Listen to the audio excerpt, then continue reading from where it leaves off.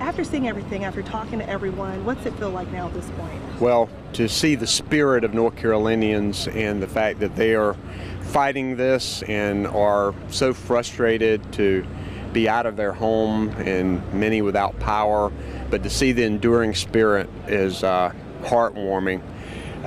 However, we want to make sure that we keep people safe. Even as we speak, rivers are rising in parts of our state, and search and rescue is still happening. I know a lot of that happened here in Wilmington and up in New Bern and down in Lumberton and many counties in our state. But we're going to make it through this. We just got to depend on each other and make sure that we work together for the good. And when I interviewed you during the satellite earlier in the week, you said something really important about people not trying to come back to our area. We're on the ground, we live here. We've seen the flooded roads. What would you say to those people in Charlotte and Raleigh that are still trying to come back to the Port City and the whole Cape Fear, really? I know it's hard when you leave home and you really want to come back. But particularly in New Hanover and Brunswick and Pender right now, the roads are dangerous. And there's really only one route into Wilmington right now, and they're using it for medical personnel, emergency, supplies, and utility vehicles to try to come in and get the power back on. So we're asking people not to come back yet, because not only is it not safe, but you interfere with a lot of the rescue and supply and utility operations that we've got going on here. And I just wait a few more days to come back. Talk about the operations. You got a chance to go to Independence Mall and see the setup that was there, the staging area, crews from Indiana. Any idea how many crews are on the ground and just how many people have come from all over to try to help at this point? We have gotten assistance from 32 states across this country. I've talked to many governors across the country, and they have wanted to step up and help us. I will say that North Carolina has helped a lot of other states through their disasters. And so it's been important to have their assistance both in search and rescue and personnel and equipment. We're really grateful for it. We know that after the search and rescue and after the immediate recovery, we're going to have a long-term challenge here. But I believe in North Carolina, I believe we can pull together and get this done. You already applied with FEMA. You sent out a press release a few days back. For people that, I've seen people in Fair Bluff, you have to Lumberton, our viewing area and beyond that are still impacted by Matthew, out in Whiteville. What would you say to those people? Because they're thinking not again, and this storm is just kind of bringing back those memories. And I remember how bad Matthew was, and you do too. Yeah. We've had two so-called 500-year floods within a 2-year period. So we know they're not 500-year floods anymore.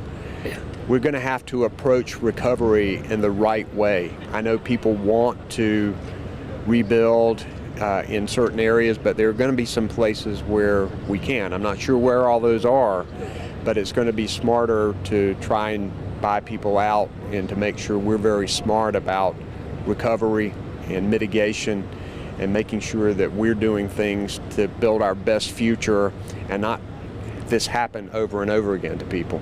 There's still people stranded. We've heard reports, at the news station we're getting emails about people that are still stranded.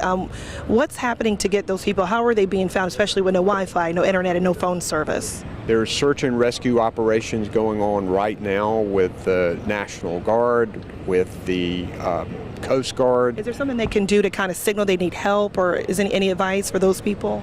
Well, we know that there are people who are out looking. If there is a way you can call 911 or to get someone to do it for you, if you have an emergency situation, they want to try and get to you as quickly as possible. We know there are some areas that are cut off, and we're working very hard. Our Department of Transportation, our Highway Patrol, we're trying to find various routes in to get to people and to help them. In Bolton, there was a helicopter dropped off some supplies. Are there more areas that they're going to see supplies being dropped off? Yes, they're working now to make sure that these areas that are surrounded by water can get some supplies, and that's going to be done by air. Some of our coastal counties, we're trying to find ways to get to them by sea. working very hard to get the Port of Wilmington back up and hoping that that opens up today. I haven't checked in the last couple of hours to see where we are with that, but we're hoping that that happens. As the sun comes out, last question, sorry, as the sun comes out, it kind of is put a smile on a lot of people's faces. We know the rain's drying up. Any last words you'd like to say to people that are watching in our area that are really the ones impacted by this? I know people are so tired of the pounding rain that's continued to occur day after day. I will have to say, though, that even though the sun is shining today, rivers are still rising in parts of our state. And so just because the sun is out doesn't mean the danger is past, because in some areas we're going to see even more flooding.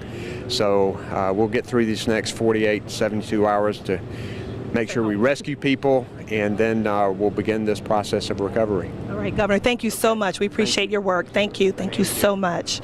As you can see, Governor Cooper talking to us just now in the market exclusively about just what's happening in this area. I appreciate him doing the one-on-one with us because the big picture is that we live here. There are a lot of media outlets from other places, but we live here and we want to know what's happening with our area. And Governor Cooper has made it clear that he plans on working hard to get the services that we need into the Cape Fear, Rocky Point, Winnebago, all these areas that have been flooded and that are still seeing the inability to get out of their homes or the inability to get out of their towns. They feel surrounded by water, and so he is saying that they're working really diligently to get supplies to those areas. So we'll continue to follow the governor and see what he is trying to do. As we've watched him shake hands with some of the people that have come by to pick up supplies. And this, again, a supply area right here at CFCC in downtown Wilmington. A lot of cars coming just to get some meals and some bottled water and some supplies. And that's what we're seeing everywhere, including gas. So we'll continue to follow this story, and we'll send it back to you guys.